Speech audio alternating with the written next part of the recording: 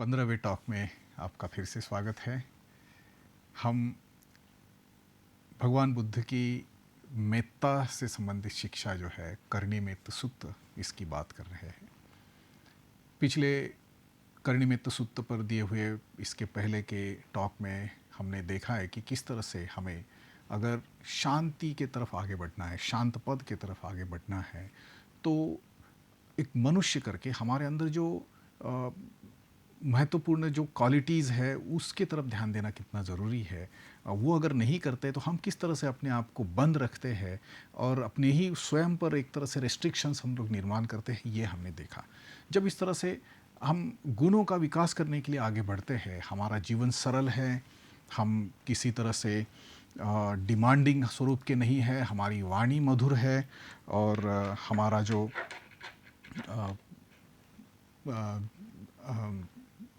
स्वभाव जो है वो एक तरह से हठीला या अहंकारी नहीं है, तो निश्चित रूप से हम अपने आप को और कुशल और अच्छी स्थिति में लाने के लिए जो है सहायता करते हैं। खुद को की हुई सहायता है अपने इन गुणों का विकास करके। तो अगर ये हम करते हैं तो फिर आगे हम क्या करते हैं? ये गुणों के विकास के बाद में सबसे पहली बात जो है वो ये है कि सभी प्राणी सुखी हो, यह विचार हम अपने मन में उत्पन्न करते हैं। मन में बार बार ये दोहराते हैं कि जो भी जीवित प्राणी हो वे सभी सुखी हो, फिर छोटे हो, बड़े हो, दूर के हो, पास के हो, चाहे जिस तरह का जीवित प्राणियों में या मनुष्यों के बीच में जितने सारे भेद हो, जिस तरह के भी कोई लोग हो, यह सब सुखी हो, यह विचार बार बार मन में उत्पन्न करना। जैसे हमने अभी मैत्री विकास की ध्यान साधना देखी है, वास्तव में हम ये दूसरे शब्दों में ये कह सकते हैं कि इस मैत्री के विकास को आप करते रहिए। और इसमें यह इतनी सरल ऐसी बात है, ये केवल कहना कि इनका विकास हो, इनका कल्याण हो, ये दुख से मुक्त हो, और अमर्याद रूप से सभी प्राणियों के संबंध में ये कहना जो है, ये हमारे अंदर किस विशाल भाव को निर्माण करती है, ये हमारे अंदर किस तरह से स्थिरता को निर्माण करती है, हमारे मन को, चित्त को किस तरह से अच्छी स्थिति में लेकर जाती है, ये हम अनुभव से ही जान सकते हैं। ये किसी तरह से सिद्धांत से, किसी तरह से शब्दों से नहीं, बल्कि हमारे अंदरूनी अनुभव से हम लोग जान सकते हैं।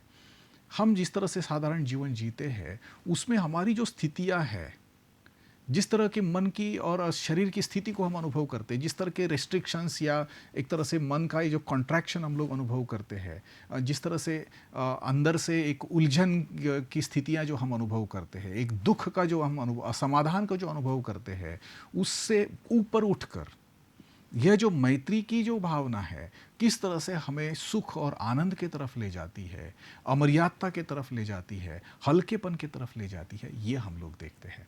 अभी ये जो क्वालिटी है वो किस तरह की है, इसके लिए बुद्ध बहुत ही अच्छी तरह से, मतलब एक प्रतिभा के माध्यम से बताते हैं।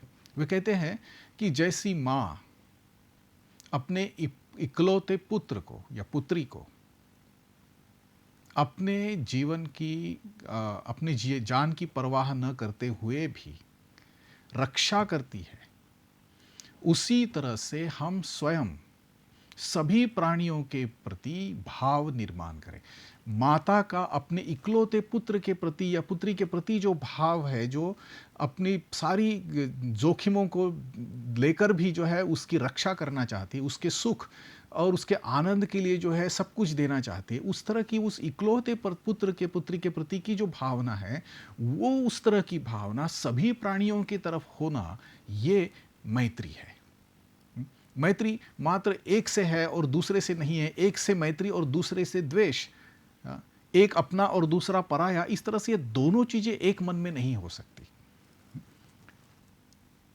और इसलिए अगर अमर्याद मैत्री की अगर हम बात करते हैं तो अमर्याद मैत्री उस तरह की है जो जहाँ एक माँ का अपने इकलौते संतान के प्रति जो प्यार है, उसके लिए जो करने की जो इच्छा शक्ति उसके अंदर होती है, हर चीज़ अपने स्वयं को तकलीफ देकर भी जो उसके लिए जो करना चाहती है करती है, उस तरह की भावना सभी प्राणियों के प्रति होना।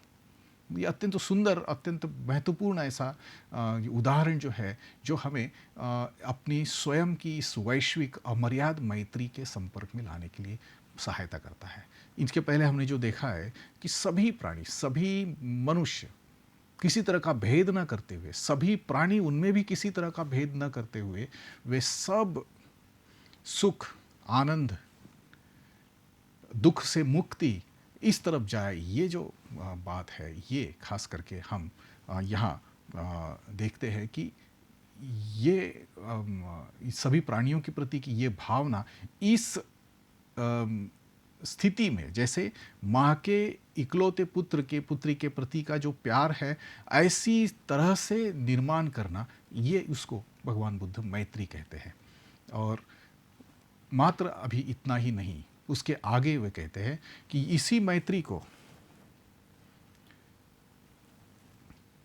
संपूर्ण संसार में रेडिएट करना, उसका विस्तारित करना, उसको प्रसारित करना, उसको ट्रांसमिट करना। हम कल्पना करते हैं कि जैसे हमारे मन से यह जो मैत्री का भाव जो है, दूसरों के कल्याण का भाव जो है, एक तरह से किसी वेव्स के रूप में सारी दुनिया में फैल रहा है। और इस वेव्स से जो है हम यह इच्छा जो है सभी के तक पहुंचा रहे हैं, ताकि वो सभी का कल्याण हो, सभी आनंदित हो। अर्थात मात्र मन में यह भावना रखना पर्याप्त नहीं है, बल्कि इसको विस्तारित करना, इसमें ये जो अनुभव है, एक तरह से मन की अमर्यादता का अनुभव जो है, ये हम लेते हैं। ये यहाँ बहुत महत्व की बात है। मन में मात्र इच्छा होना, लेकिन यह इच्छा अपनी कल्पना शक्ति का उपयोग करके अमर्याद इच्छा में परिवर्तित करना, ये विशेषतः जो है यहाँ इस शिक्षा का बहुत ही महत्वपूर्ण ऐसा अंग है। और मुझे आशा है कि ये आप इस बात को समझेंगे कि ये हमारे स्वयं को विकास के तरफ, शांति के पथ पर आगे ले जाने के लिए कितना महत्वपूर्ण है, कितना आवश्यक है, कि जिसका उपयोग करके हम एक तरह से शांत पद की तरफ जो है बढ़ते हैं। जब आगे की बात जो है काफ़ी महत्वपूर्ण है इसके लिए, और वह कहते हैं कि ऐसा करके हम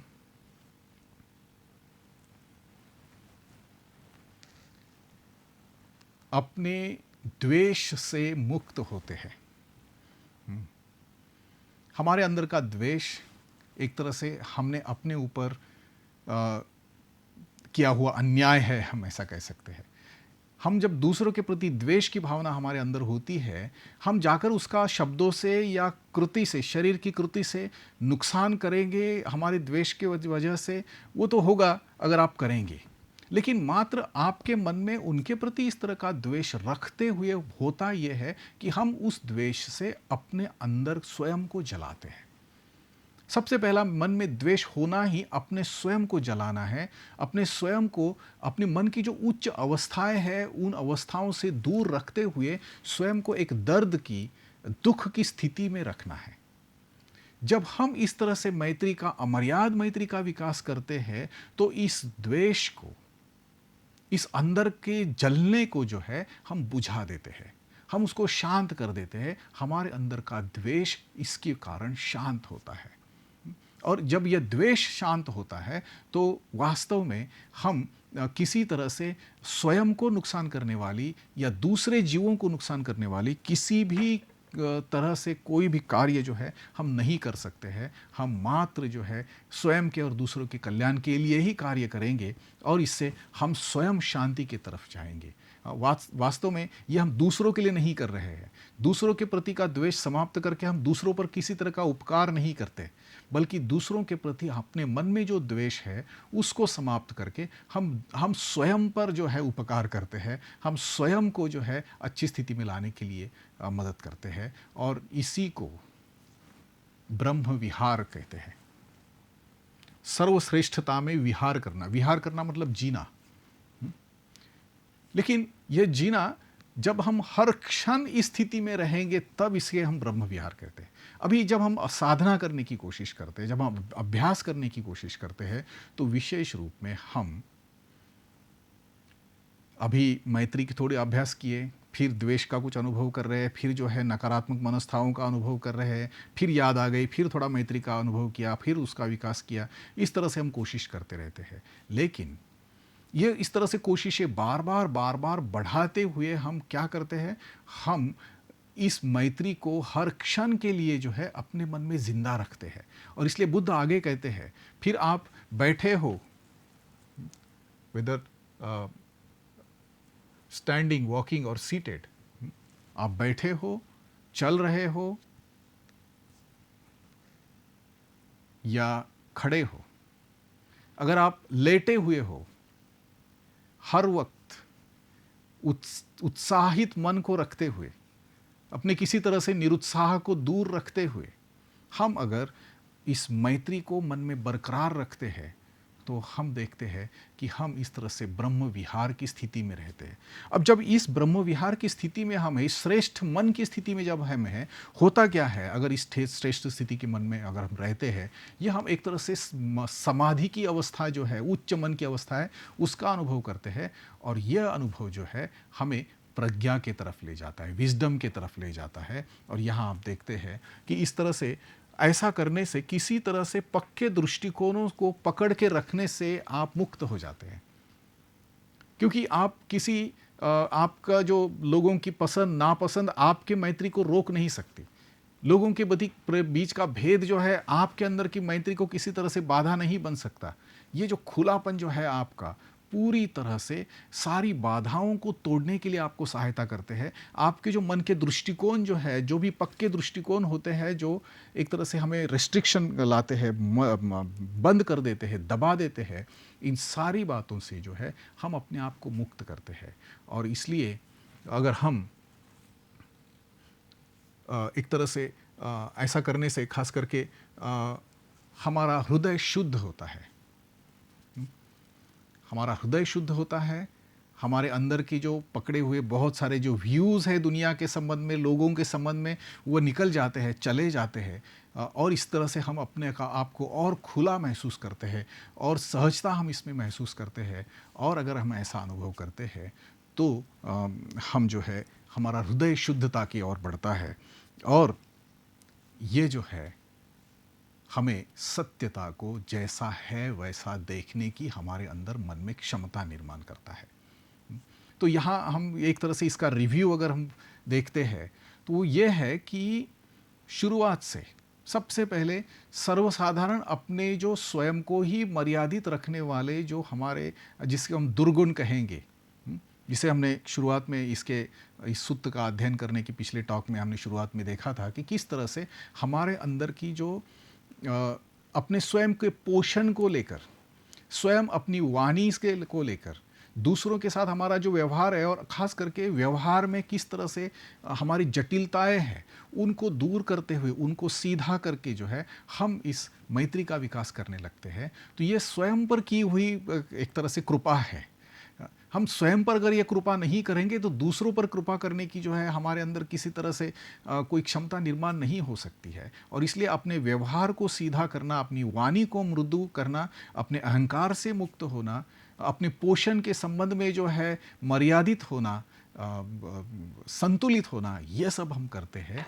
और बार बार ये साधना करते हैं, बार बार मन में दोहराते हैं कि सभी का कल्याण हो। आप ऐसा भी इसमें हम कर सकते हैं कि जिन जिन को आप याद कर सकते हैं उनको याद करके सभी प्राणियों को जो है एक तरह से, और अमर्याद रूप से जितनी भी सृष्टियाँ होगी, जितनी भी जीव सृष्टियाँ होगी, जहाँ पर भी कोई जीवित होगा वह सुखी हो, ये बार बार दोहराने से हम ये देखते हैं कि हम एक तरह से अपने और दूसरों के बीच का जो भेद है उसको समाप्त करते चल रहे हैं। एक तरह से सभी जीवों के साथ एकता महसूस करते हुए आगे चल रहे हैं। और यह जो एकता जो है हमारे अंदर के सारे पूर्वग्रहों को ढीला करने के लिए सहायता करती है। तो देखिए, मतलब एक तरह से बुद्ध की यह शिक्षा अपने सर्वसामान्य व्यवहार को बदलकर अपने मन को उच्च स्थिति में रखने की कोशिश करते हुए किस तरह से अपने सारे जो अज्ञान है उससे मुक्ति दिलाने के रास्ते पर लेकर जाती है। ये 10 पंक्तियों की, 10 चरणों की ये जो कविता है, ये जो शिक्षा है, ये हमें एक संपूर्ण मार्ग का दर्शन कराती है। और वो कहते हैं कि अंततः इस तरह से अगर हम प्रज्ञा का विकास करते हैं तो हम मुक्त होते हैं, लिबरेशन की तरफ जाते हैं, विमुक्ति की तरफ जाते हैं। हमारी जो सेंस डिज़ायर्स है, हमारी जो सारी इंद्रियों की तृष्णाएं हैं, उन तृष्णाओं पर मात करने के लिए ये जो हमारी मन की स्थिति है, ये हमें सहायता करती है। और फिर जो है जन्म मरण के चक्र से आपको मुक्त करने के लिए यहाँ से रास्ता निकलता है। तो ये रास्ता देखिए 10 चरणों में, इस 10 गाथाओं वाली इस काव्य में जो है बुद्ध सर्वसामान्य व्यवहार को बदलने से लेकर अपने मन की पूरी स्थिति को बदलने से लेकर जो है अंततः जीवन और मरण के चक्र से मुक्त होने तक का यह मार्ग कैसे है, ये मैत्री ही आपको कैसे वहाँ तक ले जा सकती है, इसका बहुत ही सरल ऐसा जो मार्गदर्शन है, स्वरूप जो है, ये हमारे सामने रखती है। और ये विशेषतः भगवान बुद्ध की शिक्षा की विशेषता है। इसे बुद्ध की शिक्षा को इसे स्वाख्यातो कहते हैं, जो बहुत ही सरलता से जिसका आख्यान उन्होंने किया है। इसमें हम बहुत ही करने के लिए इसमें कोई किसी तरह की मुश्किल नहीं है। मुश्किल तभी निर्माण होती है जब हम मन से उस मुश्किल को लेकर आते हैं, अपने जो सवाल है, अपने जो डाउट्स है, उसमें मिला देते हैं और फिर जो है अपने स्वयं पर काम करने से हम रुक जाते हैं, तभी वही वे मुश्किल हो सकती है। बाहर से आपको अपने मन पर कार्य करने के लिए कोई नहीं रोक सकता। खुद को शांति की तरफ जाने के लिए आपको कोई नहीं रोक सकता। ये रास्ता जो है, ये हमारा रास्ता है। हम अगर तय करते हैं तो हम निश्चित रूप से आगे बढ़ सकते हैं, और इसलिए ये हम पर निर्भर है। और हम अगर अपने आप को शांति की तरफ लेकर जाना चाहते हैं, जिस तरह का यह सूत्र शुरुआत करता है, तो निश्चित रूप से आप उस शांतता की तरफ जा सकते हैं। और ये शांतता जो है एक तरह से नित्य ऐसी शांति है जो मुक्तता से निर्माण होती है। जहाँ तक ये मुक्ति नहीं है, जहाँ तक ये मुक्तता नहीं है, तब तक वो शांतता नहीं है। और बुद्ध का ये रास्ता जो है, ये हर मनुष्य को पूरे उस मुक्तता तक ले जाने के लिए है। यहाँ किसी तरह से विश्वास रखने के लिए आपको नहीं कहा गया है, किसी तरह से बंधन के रूप में ये शिक्षा आपकी तरफ नहीं आती है। शुरुआत ही बुद्ध इस तरह से करते हैं, क्या आप चाहते हो, क्या आप इस तरह से शांति चाहते हो, तो मैंने ये मार्ग देखा है, मैंने इस मार्ग पर चला है और मैं इसका अनुभव करता हूँ, और ये आप भी कर सकते हैं। आप इसको करके देखिए, आपको निश्चित रूप से मुक्ति का अनुभव आएगा। अगर आप नहीं करना चाहते हैं तो आप पर किसी तरह का कोई बंधन नहीं हो सकता है। हर मनुष्य अपने जीवन को अपने ढंग से आगे बढ़ाने के लिए मुक्त है। और यही मुक्ति को, यही मुक्तता को, इसी स्वतंत्रता को बरकरार रखते हुए बुद्ध अपनी शिक्षा एक गहरी, संक्षिप्त में और एक परिणामकारक शिक्षा जो है हमारे सामने पेश करते हैं। तो ये रहा कर्णिमेत्तु सुत्त का जो डिस्क्रिप्शन, जिसके बारे में हम कमेंट्री जो इसमें सुनी है। आप टेक्स्ट में इसको और विस्तारित रूप से देख सकते हैं, और भी इस पर जो कमेंट्रीज़ है उसको आप सुन सकते हैं, ताकि मैत्री का विकास करने के लिए आपको इसकी सहायता होगी। और ख़ास करके मैत्री का विकास करने की जो ध्यान साधना है, उसको इसके साथ में अगर हम जोड़कर देखते हैं, तो निश्चित रूप से इसका उपयोग अपने जीवन में कैसे करना चाहिए, इसके बारे में आपको अच्छा मार्गदर्शन वहाँ से मिल सकता है। तो इस टॉक को आपने सुना, इसलिए आपका बहुत धन्यवाद। हम इसको यहीं पर समाप्त करते हैं।